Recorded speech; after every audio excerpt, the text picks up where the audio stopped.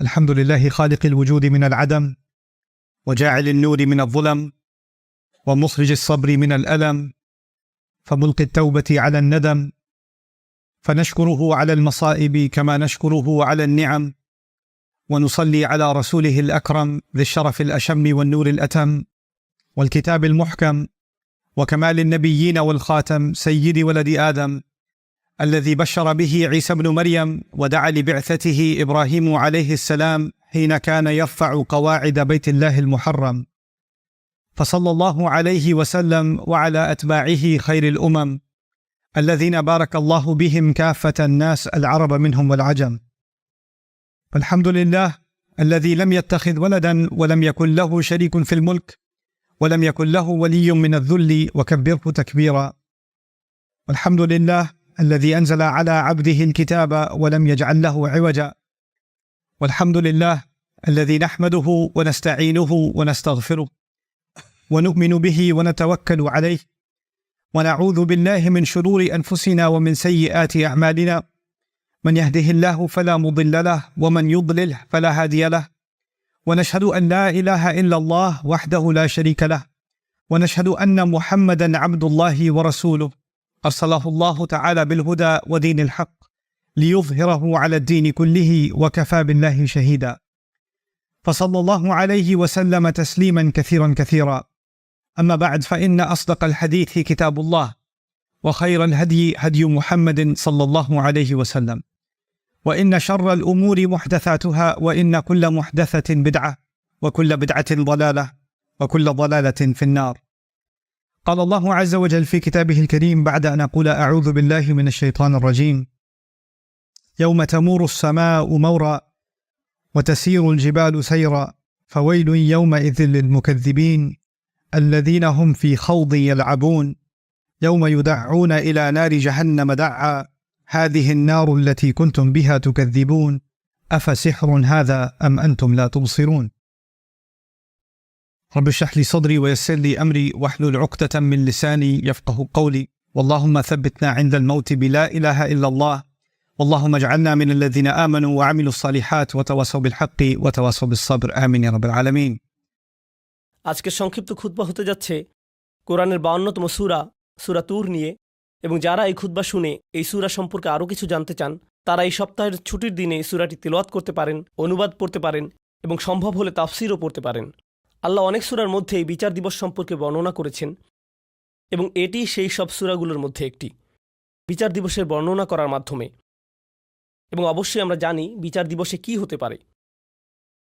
একটি স্থানে আল্লাহ বলেন ওয়াকুনতুম আযওয়াজান সালাসা, এখানে মানুষ দুটি দলে ভাগ হয়ে যাবে, কিন্তু আপনি তার তিনটি দল বলতে পারেন: মৌলিকভাবে বিশ্বাসী, অবিশ্বাসী এবং বিশ্বাসীদের এলিট শ্রেণী। সূরাতুল ওয়াকিয়াতে বিশ্বাসীদের ভিআইপিদের নিয়ে বর্ণনা করা হয়েছে, কিন্তু মৌলিকভাবে বিশ্বাসী এবং অবিশ্বাসী এবং যারা ভুল দিকের মানুষেরা তাদের প্রত্যেককে সবসময় অবিশ্বাসী হিসেবে বলা হয়নি। প্রত্যেকবার আল্লাহ তাদের একটি নতুন বর্ণনা দিয়েছেন যাতে আমরা সেখান থেকে নতুন কিছু শিখতে পারি এবং আমাদের কি এড়িয়ে চলা উচিত তা আমরা জানতে পারি। তাই আল্লাহ শুধু বলেননি যে তারা কুফফার, বেশি নয়, আল্লাহ তাদেরকে আলাদা আলাদাভাবে বর্ণনা করেছেন। প্রত্যেক বর্ণনায় আমাদের জন্য শিক্ষা রয়েছে, এবং এই সূরায় বিচার দিবসে যারা বিপদে পড়তে চলেছে তাদের নিয়ে একটি খুব নির্দিষ্ট বর্ণনা রয়েছে। আল্লাহ আমাদের কাউকে তাদের অন্তর্ভুক্ত না করুন। এবং আমি এই সূরায় আল্লাহ তাদের যে বর্ণনা দিয়েছেন এবং তাদের বিপরীত দিকের মানুষ সম্পর্কে যে বর্ণনা দিয়েছেন তার উপর বিশেষ দৃষ্টি দিতে চাই। আল্লাহ বিচার দিবসের শুরুর দিকের বর্ণনা করছেন এভাবে: ইয়াওমা তামুরুস সামাউ মাওরা ওয়া তাসিরুল জিবালু সাইরা, আকাশ পরিবর্তন হচ্ছে, পাহাড় নড়তে শুরু করেছে, পৃথিবী আর দেখতে যেমন ছিল তেমন থাকছে না, মানুষেরা কবর থেকে বের হয়ে আসছে। এবং এখন আল্লাহ বলেন ফাওয়াইলু ইয়াওমা ইযিল লিল মুকাযযিবিন, যারা সত্যকে মিথ্যা বলতো তাদের জন্য সেই দিন কত বিধ্বংসী আর কত ভয়ঙ্কর হবে যারা সত্যকে মিথ্যা বলতো। আল মুকাযযিব, যে কেউ তাদের কোনো সত্য বলে এবং তারা বলে না না এটা সত্য নয়, তারা সত্য অস্বীকার করে বা তা মিথ্যা বলে অথবা তা মিথ্যা মনে করে। তাদের মধ্যে প্রথম সূক্ষ্ম বিষয় যা আমি আপনাদের সাথে শেয়ার করতে চাই তা হলো ইকাযযিব এবং মুকাযযিব। একজন ইকাযযিব হচ্ছে মিথ্যাবাদী, মুকাযযিব তার মধ্যে বেশ কিছু বিষয় আছে। প্রথম বিষয়টি হচ্ছে একজন ব্যক্তি যখন সত্যের সম্মুখীন হয়, যখন আপনি সত্য শোনেন আমি সত্য শুনি এবং আমি তা গ্রহণ করতে চাই না, এবং আমি বলি না, এটা সত্য নয়, এবং আমি শুধু এটা প্রত্যাখ্যান করি। এখন আমি একজন একাদ্দীব নই, আমি একজন মুকাদ্দীব। তাহলে প্রথম বর্ণনা হলো সত্যকে প্রত্যাখ্যান করা। মুকাদ্দীব সম্পর্কে দ্বিতীয় জরুরি বিষয়টি হচ্ছে আমি শুধু তা প্রত্যাখ্যানই করিনি, আমি আমার চারপাশের সবাইকে বলছি এটা মিথ্যা। এটা হতে পারে দাওয়া, যেখানে আপনি সবাইকে সত্যের পথে আমন্ত্রণ করছেন। মুকাদ্দিব হচ্ছে সে যে সত্য গ্রহণ করে না এবং সবাইকে সত্যকে মিথ্যা বলে গ্রহণ করতে নিষেধ করে। তারা একটা নেগেটিভ ক্যাম্পেইন করে এবং তারা একটা বাতিল ক্যাম্পেইন করে। মানে তারা শুধু নিজেরাই সত্যকে প্রত্যাখ্যান করে না, তারা অন্যদেরকেও সত্যকে মিথ্যা হিসেবে গ্রহণ করতে কনভিন্স করে। তারা মিথ্যাকে ছড়িয়ে দিতে চেষ্টা করে। তারাই মুকাদ্দিব। এটাই হচ্ছে প্রথম বর্ণনা।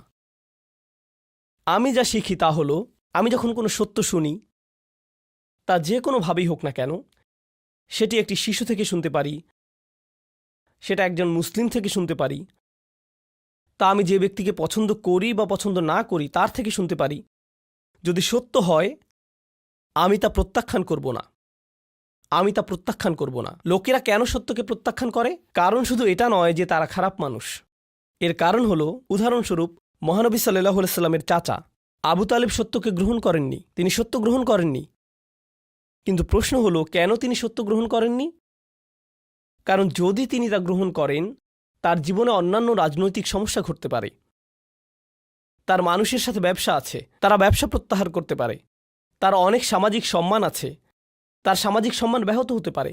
তার পরিবারে অনেক সমস্যা হতে পারে। তিনি এই সব বিষয়গুলো দেখে বলেন, আমি জানি এটা সত্য, কিন্তু আমি তা গ্রহণ করতে পারি না, কারণ তার মূল্য অত্যন্ত বেশি। আমি এর জন্য এত মূল্য দিতে পারি না।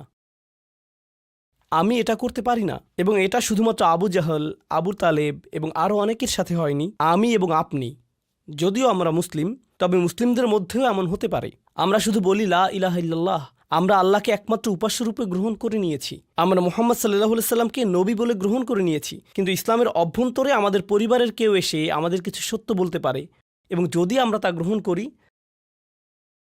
তাহলে আমাদের বাবা তা পছন্দ করবেন না, অথবা আমাদের ভাই তা পছন্দ করবে না, অথবা যদি আমরা তা গ্রহণ করি আমাদের ব্যবসা ছেড়ে দিতে হতে পারে, অথবা আমাদের কাউকে টাকা ফেরত দিতে হতে পারে, একটি মূল্য প্রদান করতে হবে। তাহলে আমরা সেই সত্যের সাথে কি করি? না, এটা সত্য নয়।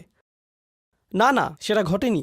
তাকযীব হচ্ছে রিসালাত, ঈমান, আল্লাহ, এইগুলোই তাকযীব। আপনি প্রতিদিনই তাকযীব করতে পারেন। এবং আপনি জানেন ইংরেজিতে একটা কথা আছে, বেস্ট ডিফেন্স ইজ অফেন্স। ঠিক আছে, আপনি সত্য গ্রহণ করছেন না, আমি সত্য গ্রহণ করছি না, কিন্তু তার জন্য আমাদের একটু খারাপ লাগছে। যাতে আমার একটু ভালো লাগে, তাই আমি সবাইকে গিয়ে বলি না না না, এটা সত্য নয়, আমি এটা গ্রহণ করতে পারছি না, কারণ এটা ভুল। কিন্তু আপনি আপনার ভেতর থেকে জানেন যে আপনি ভুল, কিন্তু নিজেকে ভেতর থেকে একটু ভালো লাগানোর জন্য সত্যকে মিথ্যা বলে প্রচার করছেন। এভাবেই আপনি আপনাকে ডিফেন্ড করছেন। এটাই হচ্ছে বিচার দিবসে এক ধরনের মানুষের বর্ণনা, যারা সেদিন তারা যা করত সেটা লুকাতে পারবে না। ওয়াইলু ইয়াউমাইযিল লিল মুকাযযিবিন। এরপরে আল্লাহ তাদের সম্পর্কে দ্বিতীয় বর্ণনা দেন, এবং সূরাটির খুবই ইন্টারেস্টিং ব্যাপার এখানেই। আপনি ভাববেন, আল্লাযীনা কাযযাবু বির রিসালাহ কাযযাবু বিন নবী কাযযাবু বিন নার আল্লাযীনা কাফারু বিন নার। যে আল্লাহকে অবিশ্বাস করে, যে মহানবী সাল্লাল্লাহু আলাইহি সাল্লামকে মিথ্যাবাদী বলে, যে আল্লাহর বাণীকে মিথ্যা বলে, না, এখানে বর্ণনাটি হচ্ছে আল্লাযীনা হুম ফী খাউদিন ইয়ালআবুন। তারা ডুবে যায়। আমি এটা ইংরেজিতে ভালো ট্রান্সলেট করতে পারছি না। আরবি শব্দ হচ্ছে খাউদ। তারা খাউদে ডুবে যায় এবং সেখানে খেলতে থাকে। খাউদ। তাহলে চলুন আমি আপনাকে এই শব্দ খাউদ এর উৎপত্তি এবং এর অর্থ সম্পর্কে ব্যাখ্যা করি, এবং আমরা এই শব্দ থেকে কি শিখতে পারি দেখি। ইস্তিখাদ আল মা, এই শব্দের মূল অর্থ হলো আপনি কোনো জিনিসকে পানিতে ডুবান। যখন আপনি কোনো প্রাণীকে পানিতে ডুবান, এটাই হলো ইস্তিখাদা। যদি আপনি পানিতে হাঁটেন এবং আপনার জামাটা হাঁটু পর্যন্ত পানিতে ভিজে যায়, খাউদিল মা, আর আপনি পানিতে নিজেকে ডুবিয়ে ফেললেন। আর যখন আপনি পানিতে নিজেকে ডুবিয়ে ফেলেন, তারা বলে থাকে ইখতাদাল মারআ, যেমন একটি পশুর চারণ ক্ষেত্র, যেখানে ভেড়া এবং ছাগল চড়ে বেড়ায়, সেখানে অনেক ঘাস, তারা অনেক ঘাস খেতে পারে।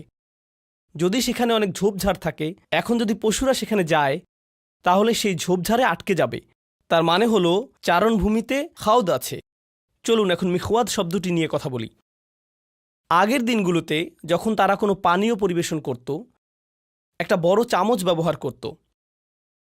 তারা চামচটিকে পাত্রে ডুবিয়ে পানি ঢেলে দিত এবং তারা একটি মুক্তার জন্য এই শব্দটি ব্যবহার করত, কারণ মুক্তা পাওয়ার জন্য আপনাকে পানির গভীরে যেতে হবে। তারপরে এই শব্দটি অলংকারিকভাবে ব্যবহার হয়েছে। তারা এই শব্দটি এভাবেই ব্যবহার করত, ফাখাদাফিল কালাম। যখন আপনি একটি বিষয়ের গভীরে যাবেন এবং এই বিষয়টি নিয়ে কথা বলতেই থাকবেন, মানে আপনি ওই বিষয়টিতে ডুবে আছেন। যেমন কিছু লোক বা আপনাদের মধ্যে কেউ গেম খেলেন, অনলাইন গেম খেলেন, এবং তারা সবসময় গেমের মধ্যে থাকে, তারা গেমে ডুবে থাকে। কেউ কেউ গাড়ি পছন্দ করে, তারা সবসময় গাড়ি নিয়ে কথা বলে, গাড়ি নিয়ে চিন্তা করে, গাড়ি নিয়ে চিন্তা করে। তাদের ফোনের ওয়ালপেপার গাড়ির ছবি, তারা সবসময় গাড়ির আপডেট দেখেন। এই ব্যক্তিটি গাড়িতে খাউদ হয়ে আছে। খাউদের প্রধান অর্থ হল কিছুতে পুরোপুরি ডুবে থাকা। আধুনিককালে এই শব্দটিকে কোনো কিছুতে আসক্ত হওয়ার জন্য ব্যবহার করা হয়। নেশা, যখন কেউ কিছুতে আসক্ত হয়, এটি খুবই আকর্ষণীয়, কারণ এই বিষয়ে বইও লেখা হয়েছে। আপনি এজ অফ অ্যাডিকশন নামে একটা বই খুঁজে দেখতে পারেন। এই যে সময় আমরা বসবাস করছি, এটি একটা নেশার যুগ। আগে লোকেরা মদের নেশা সম্পর্কে কথা বলতো। যারা জুয়া খেলে তারা একবার নয়, বারবার ফিরে আসে। তারা তাদের বাড়ি হারায়, পরিবার হারায়, এবং তারা এটা বন্ধ করতে পারে না। মাদক একটি নেশা হতে পারে। বহু লোক ইতিমধ্যে জানতে পারেন যে বিশ্বের নামকরা সামাজিক মিডিয়াগুলো, যেমন ফেসবুক, ইনস্টাগ্রাম, এই সংস্থাগুলো প্রথম তৈরিতে তারা বিশ্বের শীর্ষ ক্যাসিনোগুলোতে গিয়েছিল, কারণ তাদের অ্যাপ্লিকেশনগুলোর অ্যালগোরিদম এমনভাবে করা হয়েছে যেটা নিশ্চিত করে যে তাদের ব্যবহারকারীরা অ্যাপে থাকে। তারা চায় না যে আপনি টিকটক অন করেন এবং তা বন্ধ করে দেন। তারা চায় যে আপনি এটা অন করেন, সোয়াইপ করেন, আবার সোয়াইপ করেন, আবার সোয়াইপ করেন এবং করতেই থাকেন। এই অ্যালগোরিদম বানাতে তাদের মানুষের আচরণ অধ্যয়ন করতে হয়েছিল। তাই তারা ক্যাসিনোতে গিয়েছিল এবং সেখান থেকে সেরা সাইকোলজিস্ট নিয়ে আসে, কারণ ক্যাসিনো শিল্প প্রথমে সাইকোলজিস্ট নিয়োগ দিয়েছিল যাতে লোকেরা স্লট মেশিনে বসে টাকা বের করতে পারে। তাদের উদ্দেশ্য ছিল আমাদেরকে সেখানে কতটুকু সময় ধরে রাখতে পারে, কারণ তারা সেখানে আমাদেরকে যত লম্বা সময় সম্ভব ধরে রাখতে পারবে, আমরা আরও বেশি আসক্ত হব। যারা লাস ভেগাসে ক্যাসিনো শিল্পের হিউম্যান বিহেভিয়ার তৈরি করেছিলেন, সেই একই লোকদের সিলিকন ভ্যালিতে নিয়ে আসা হয়েছিল সোশ্যাল মিডিয়ার ইউজার বিহেভিয়ার মডেল তৈরি করতে। কারণ তারা জানে যদি আপনি সবচেয়ে আসক্ত হন, তখন তারা আপনার থেকে সবচেয়ে বেশি প্রফিট করতে পারবে। যদি আপনি নেশায় ডুবে যান এবং আপনি বের হতে পারবেন না, যদি আপনি নেশায় ডুবে যান তখন আপনি বের হতে পারবেন না, এবং আপনি যদি এটা আবার করতে না পারেন, তাহলে আপনি আপনার ভেতরে কিছুই নেই এরকম একটা অনুভব করবেন। সে মদ পান করে এবং সে মনে করে সে ভালো ফিল করছে, সে চলে যায়। তার 1 ঘন্টা 2 ঘন্টা পর আবার মদ খেতে ইচ্ছা করে, তার আবার একটা চাহিদা তৈরি হয়, আমাকে আরেকটা দিন, আরেকটা দিন। তাদের পেট ব্যথা করতে থাকলেও তারা মদ পান করে যায়। তারা অর্ধেক ঘুমন্ত অবস্থায় থাকলেও মদ পান করে থাকে। তারা ঘুম থেকে উঠে এসেও মদ পান করতে চায়। এটি অনলাইন অন্যান্য নেশা এবং বিনোদনের নেশার ক্ষেত্রেও সত্যি। কিছু লোক চলচ্চিত্রে আসক্ত, নেটফ্লিক্সে কিছু লোক আসক্ত, স্পোর্টসে কিছু লোক আসক্ত। এই নেশা পরবর্তীতে আল্লাহ সত্যের সম্পর্কে কথা বলেছেন। যখন সত্য আসে, কোরআনে যে সত্য সম্পর্কে বলা হয়েছে, আপনাকে এই বাস্তবতার সাথে ডিল করতে হয়, আপনাকে আপনার কাজের জন্য দায়িত্ব গ্রহণ করতে হয়। আমি কিভাবে আমার দিন কাটাচ্ছি তার ব্যাপারে যত্নশীল হতে হয়, কিভাবে আমি আমার রাত কাটাচ্ছি তার ব্যাপারে যত্নশীল হতে হয়। আমার নিজের ব্যাপারে দায়িত্ব আছে, আমার আল্লাহর জন্য দায়িত্ব আছে, আমার নিজের পরিবারের জন্য দায়িত্ব আছে। আমাকে এই সবগুলো ব্যাপারে যত্নশীল হতে হবে। কিন্তু আপনি যদি এই সত্যকে গ্রহণ করতে না চান এবং আপনি বাস্তবতা থেকে পালিয়ে বেড়াতে চান, আপনি নিজেকে হারিয়ে ফেলেন এবং কোনো একটি বিষয়ে আসক্ত হয়ে যান, এবং এভাবে আপনি আসক্তিতে ডুবে যান। আপনি জানেন কিছু মানুষ কি করে? কোনো একটি গ্যাদারিংয়ে কিছু শুনলে, মনে করেন 8 জন মানুষের একটি সমাবেশ, ফ্যামিলি গেট টুগেদার, তারা সেখানে বসে কথা বলছে এবং সেখানে কোনো একজন আল্লাহর দ্বীনের ব্যাপারে কথা তুলল, সে দ্রুত সেই বিষয়টি পরিবর্তন করে ফেলবে এবং সে চাইবে একটি অন্য বিষয়ে কথা বলতে, কারণ সে জানে সে কোন বিষয়ে কথা বলতে চাইবে। ওহ না না না, জানো ইউএফসি ফাইটে কি হয়েছে, এই খেলাটিতে কি হয়েছে, এই ছবিটিতে কি হয়েছে, ও আল্লাহ সেগুলো কত ভালো ছিল, এবং আমি এভাবে কথা বলতে থাকি, কথা বলতে থাকি, কথা বলতে থাকি। তারা যদি দিন সম্পর্কে কথা বলে, তবে তারা দিনকে একটা মজার ছলে কথা বলে। এই বিষয়ে কথা বলাটা একটু ফান। তখন আল্লাহ বলেন, হাত্তা ইয়াহুদু ফি হাদিসিন গাইরিহি, তাদের সাথে ততক্ষণ কথা বললেন না যতক্ষণ পর্যন্ত তার অন্য বিষয়ে ডুবে না যায়, যতক্ষণ পর্যন্ত তারা অন্য বিষয়ে ডুবে না যায়। এখন আমার আপনার নিজেদেরকে জিজ্ঞাসা করা উচিত, এটা মানুষের সম্পর্কে সমালোচনা নয়, এটা আমি এবং আপনি আমাদের সম্পর্কে যা ভাবি তাই। আমি প্রতিদিন যে বিষয়ে ডুবে থাকি, এর কি কোনো উদ্দেশ্য আছে, নাকি আমরা আসলে শুধু এদিক ওদিক ঘুরে বেড়াচ্ছি? এই প্রশ্নটি আমি আমাকে জিজ্ঞেস করতে চাই। বিচার দিবসে আল্লাহ বলবেন, বিচার দিবস সম্পর্কে আল্লাহ বললেন, ইয়াউমা ইযিল্লিল মুকাজ্জিবিন আল্লাযীনা হুম ফি খাউদিন ইয়ালআবুন। তারা বিভিন্ন বিষয়ে ডুবে আছে এবং সেই বিষয়ে এদিক ওদিক ঘুরে বেড়াচ্ছে। তারা শুধুই ঘুরে বেড়াচ্ছে। এবং প্রতিবার যখন কোরআন তাদেরকে ডাকে, সত্য তাদেরকে ডাকে, সব কিছু দায়িত্ববোধ। কারণ বিচার দিবস মানেই দায়িত্ববোধ, তাই নয় কি? বিচার দিবস হচ্ছে একটি কোর্ট, এবং এই কোর্টে কি হয়? বিচারক বলেন আপনি যা করছেন তার জন্য আপনিই দায়ী। আপনাকে কোর্টে নিজেকে উপস্থাপন করতে হয়, এবং যারা জানে যে তাদের সামনে একটি বিচারের দিন আসছে, তাদের জন্য একটি বিচার অপেক্ষা করছে, তারা সেই বিচার দিনের জন্য প্রস্তুতি গ্রহণ করে। এটাই এই জীবনে হয়, এটাই বিচার দিবসের জন্য সাধারণ যুক্তি। কিন্তু যেই ব্যক্তি সেই ট্রায়ালের জন্য প্রস্তুত নয়, তারা শুধু খেলে বেড়াচ্ছে, তারা গেমে আসক্ত, তাহলে তারা সেই বিচার দিনে খুবই বিপদে পড়বে। এবং কেউ কেউ বলে, এই বিচার দিবস আগামীকাল, বিচার দিবস আগামী সপ্তাহে, তাড়াতাড়ি এই দিনের জন্য প্রস্তুতি গ্রহণ করো। কিন্তু আপনি তৈরি নন, আপনি আপনার কাজ শেষ করেননি। সেই দিন কি আপনার বিপক্ষে হতে যাচ্ছে? আরে যান, আমাকে খেলতে দেন। এটা সত্য নয়। ওহ, এই মানুষগুলো খুব বেশি, আসলেই খুব বেশি, তারা খুবই নেতিবাচক, আমাকে আমার মতো থাকতে দিন। আপনি জানেন, এমন একটা সময় ছিল যখন দার্শনিকেরা ক্যাপিটালিজম, কমিউনিজম, অ্যাথিজম এইগুলো নিয়ে কথা বলতো। এখন আমরা একটা নতুন পৃথিবীতে। আপনার ইমোশনই আপনার নতুন ধর্ম। আমাকে একটু ভালো থাকতে দিন তো, আমি শুধু ভালো থাকতে চাই, আমাকে আমার মতো থাকতে দিন। আপনি জানেন, বিচার দিবসে আল্লাহ এমন একটি বর্ণনাই দিয়েছেন, আল্লাযীনা হুম ফি খাউদিন ইয়ালআবুন। যখন কোনো মানুষ কোনো কিছুতে ডুবে যায়, তখন সে আর অন্য কিছুতে যেতে চায় না, সে ওখানে আটকে পড়ে, তারা একই জায়গায় থাকে। যখন কোনো মানুষ কোনো কিছুতে আসক্ত হয়, তখন আপনি তাকে 1 বছর আগেও যেখানে দেখেছেন, এখনও ঠিক সেখানেই দেখবেন। আপনি জানেন, যখন মানুষ কোনো কিছুর পরিবর্তন করে না, আল্লাহ তাদেরকে পরিবর্তন করেন। আল্লাহ বলেন, ওয়াল্লাযীনা ইয়াওমা ইউদাউনা ইলা নারি জাহান্নামা দাআ। তখন আল্লাহ তাদেরকে জাহান্নামের আগুনের দিকে ঠেলে দেন। তাদেরকে ঠেলে দেওয়া হয় কারণ তারা নিজেরা নড়ে না, তারা যেতে চায় না। হাযিহিন নারুল্লাতী কুনতুম বিহা তুকাযযিবুন। এই হচ্ছে জাহান্নাম, যাকে তোমরা মিথ্যা বলতে। আফাসিহরুম হাযা। যদি আমি বলি এটা কি জাদু? আও আনতুম লা তুবসিরুন। তুমি কি দেখছো না? কারণ আমি কোনো আগুন দেখতে পাচ্ছি না। হে আস্তাগফিরুল্লাহ বলো, এগুলো করো না। আমাদেরকে আল্লাহকে ভয় করা উচিত, আমাদের বিচার দিবসকে ভয় করা উচিত। ও হ্যাঁ, আমার আগুন ভয় করা উচিত, কিন্তু আমি তো কোনো ধোঁয়া দেখতে পাচ্ছি না, আমি তো তাপমাত্রা বাড়তে দেখছি না। আল্লাহ বলেন এটা মিথ্যা। যখন বিচার দিবস আসবে, আও আনতুম লা তুবসিরুন, তুমি এটা দেখবে না। ইসলাউহা ফাসবিরু আলা তাসবিরু সাওয়াউন আলাইকুম ইন্নামা তুজজাউনা মা কুনতুম তা'মালুন। এখন যাও এর ভিতর এবং এটা উপভোগ করো। তুমি এটা সহ্য করতে পারো বা না পারো, এটা কোনো ব্যাপারই না, এটার এখন কোনো মূল্যই নেই।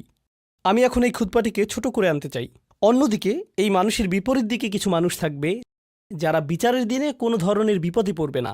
আল্লাহ বলেন, ইন্নামাল মুত্তাকিনা ফি জান্নাতিন ওয়া নাঈম। যে মানুষের তাকওয়া ছিল, তারা জান্নাতে যাবে এবং সেখানে আরাম করবে। আয়াতের পরবর্তী অংশটি হচ্ছে জান্নাতের বর্ণনা। এটা নিয়ে হয়তো পরবর্তীতে কখনো কথা বলবো, কিন্তু আমি চাই আপনারা এই বিষয়টি নিয়ে চিন্তা করুন। মুত্তাকিন বলতে আসলেই কি বোঝায়? মুত্তাকিন শব্দটা আমরা সবসময় শুনে থাকি, আমাদের তাকওয়া থাকা উচিত, আমাদের তাকওয়া থাকা উচিত। তো তাকওয়া শব্দটি এসেছে ওয়াকায়া শব্দ থেকে। আপনার জানা উচিত, ওয়াকা মানে হচ্ছে প্রতিরোধ করা। এখান থেকে যে শব্দটি এসেছে, আমরা দোয়াতে এই কথাটা বলে থাকি, ওয়াকিনা আযাবান নার। তাকওয়া একই শব্দ। ওয়াকিনা আযাবান নার মানে হচ্ছে আমাদেরকে বিচার দিবসের শাস্তি থেকে রক্ষা করুন। আল্লাহ বলেন, কু আনফুসাকুম ওয়া আহলিকুম নার। তোমাকে এবং তোমার পরিবারকে জাহান্নামের আগুন থেকে রক্ষা করো।